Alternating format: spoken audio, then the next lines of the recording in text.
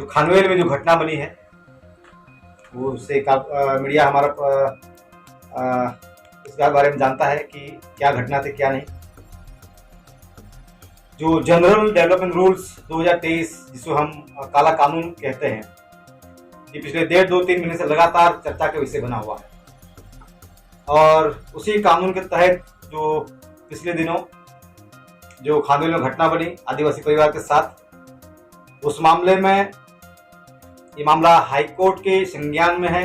High court ने भी इसमें दखल की हुई है, सिविल कोर्ट में भी ये मामला था और उधर से इस मामले को ऊपर रोक लगी हुई है।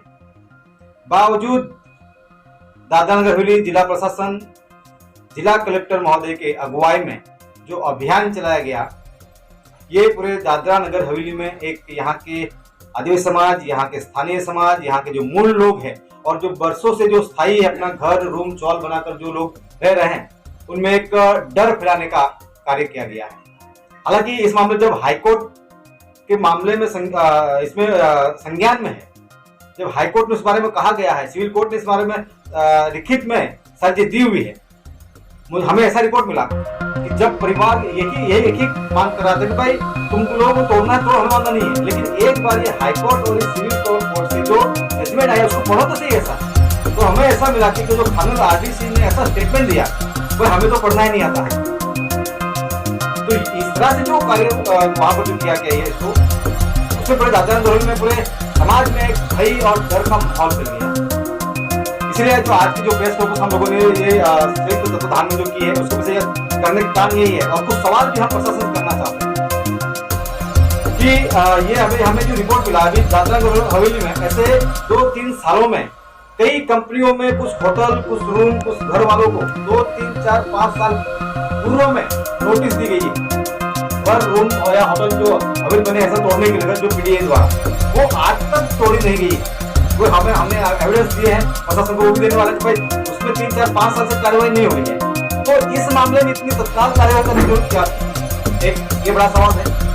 जब इस मामले में ये बहुत बड़ा सवाल है कि दादरा नगर हवेली जो जनरल डेवलपमेंट रूल्स 2023 जो कानून बनाया गया, तो इस कानून के तहत जो 2023 से पहले जो 17 साल में जो घर बने हैं उसको दायरे में क्यों लाया गया? हाँ, हम ये समझ सकते हैं कि 2023 के बाद जो बने हैं या बनाया गया है वो दायरे में आते तो ठीक था, लेकिन ये जो कानून जो बीजेपी के जो जनप्रतिनिधि और प्रशासनिक अधिकारियों ने मिलकर जो काला कानून बनाया है, ये कहीं न कहीं ऐसा मुझे लग रहा है कि पूरे दादरा नगर हवेली में यहाँ के जो घर बनाकर बैठे हैं या जो वर्षों स्थायी समाज हुए हैं, उनको डराने के लिए ये काला कानून लाया गया। आपके माध्यम से हम ये भी कुछ सवाल करना चाहते हैं, कुछ पूछना चाहते हैं प्रशासन को कि जब संविधान और कानून के जो रक्षक है वो ही भक्षक बनकर कानून और संविधान को दर किनारा कर इस तरह से कार्रवाई करेंगे तो आम जनता में मैसेज क्या जाएगा? और जिस हिसाब से यहाँ पर पूरी दादरा नगर जिला प्रशासन और पुलिस प्रशासन ने जिस हिसाब से जो कार्रवाई की है, उससे पूरे दादरा नगर हवेली में प्रशासन के प्रति बहुत नाराजगी फैली हुई है। और इसी को लेकर यहाँ पर जल जंगल जीवन आंदोलन और ये हमारे आदिवासी एकता परिषद, कांग्रेस पार्टी, ये हमारे आम आदमी पार्टी, शिवसेना और सब ने मिलकर इस ये जो काला कानून बना है, ये जनरल डेवलपमेंट रूल्स जो 2023 जो काला कानून है उसको हटाने के लेकर हमने मुहिम शुरू कर दी है उसको लेकर।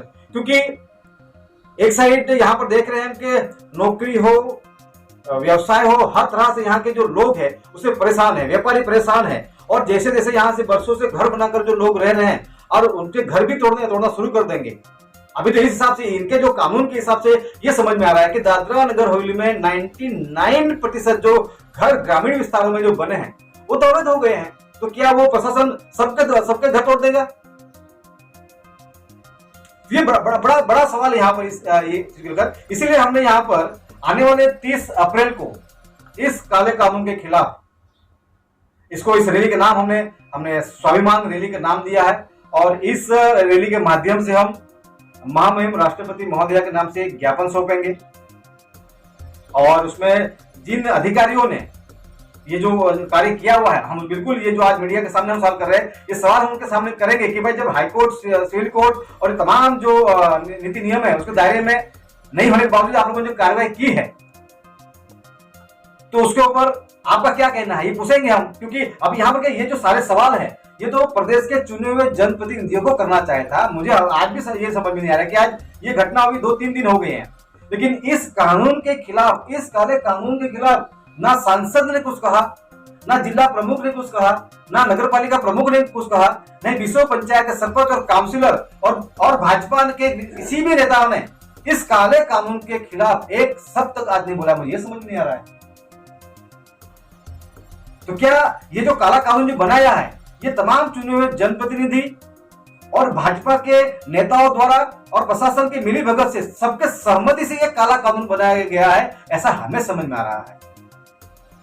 तो ये जो इस काले कानून के खिलाफ हम आपके माध्यम से प्रशासन और प्रदेश की तमाम जनता को अवगत करना चाहते हैं, जानकारी देना चाहते हैं और अपील भी करना चाहते हैं कि आपका अपना घर बचाने के लिए स्वयं खुद को अभी निकलकर शासन प्रशासन के सामने सवाल खड़े करने होंगे। क्योंकि जिन लोगों को आपने जनप्रतिनिधि बनाकर आपके सवालों को या आपके जो अधिकारों का रक्षण करने के लिए जिनको जिम्मेदारी थी, वो तो अधिकारियों के तलवे चाटने में लग गए हैं। इसलिए प्रदेश की अगर सुरक्षा करना है, हमारे हक अधिकारों का संरक्षण करना है, तो अभी जनता को ही इकट्ठा होकर सामूहिक रूप से एक होकर शासन प्रशासन की गलत नीतियों के विरोध में प्रदर्शन करना होगा। मैं बार बार, जहां शासन प्रशासन सही होगा, हम उनके साथ में खड़े हैं, साथ में रहेंगे, विकास के काम होंगे उसमें साथ में रहेंगे, लेकिन विकास के नाम पर गलत नीति बनाकर यहाँ के मूल लोगों को, यहाँ की जनता को परेशान करने की बात आएगी, तो यहाँ पर आप संयुक्त रूप से हमने एक आज प्रेस कॉन्फ्रेंस की है। ये तमाम हमारी टीम ऐसे जो गलत नीतियां है उसका विरोध कर रहे हैं और आने वाले समय में उसकी शुरुआत हम 30 अप्रैल से करने जा रहे हैं। और फर्क इन्होंने ये किया, जिन लोगों को पीडीए ने नोटिस दिया 4 साल 3 साल पहले, उनका डिमोलिश नहीं हुआ अभी तक। और क्या कारण था कि भाई तुरंत अपना कोर्ट से जजमेंट आया कि क्या हुआ, जो तुरंत अपना एक आदिवासी परिवार को इतने प्रताड़ित किया गया, क्यों किया गया, मेरा एक अपना क्वेश्चन है। इसके लिए आम आदमी पार्टी प्रेसिडेंट के नाते मैं खड़ा हुआ हूँ इस परिवार के साथ में और संगठन के साथ में कि भाई जहाँ हमें जरूरत रहेगा हम खड़े रहेंगे और हम अपना सरकार के विरुद्ध, ये काले कानून के विरुद्ध हम डट के मुकाबला करेंगे। बना हुआ है तो सबका तोड़ेंगे। इंडस्ट्री में तो जाते नहीं है, इंडस्ट्री में देखने जाएंगे तो सभी जगह पे इनलीगल कंस्ट्रक्शन है, उसको तोड़ते नहीं है। खाली गरीब आदिवासी का घर दिखते हैं, गरीब लोगों को परेशान करने के देखते हैं। ये प्रशासन इस तरह से उसकी तानाशाही थोड़ी बर्दाश्त करेंगे। और शिवसेना पार्टी यूबीटी इनके साथ है और साथ में आगे भी काम करती रहेगी। स्वाभिमान रैली के माध्यम से जो भी कुछ आगे करना होगा तो हम लोग सब तय करके हम आगे चलेंगे।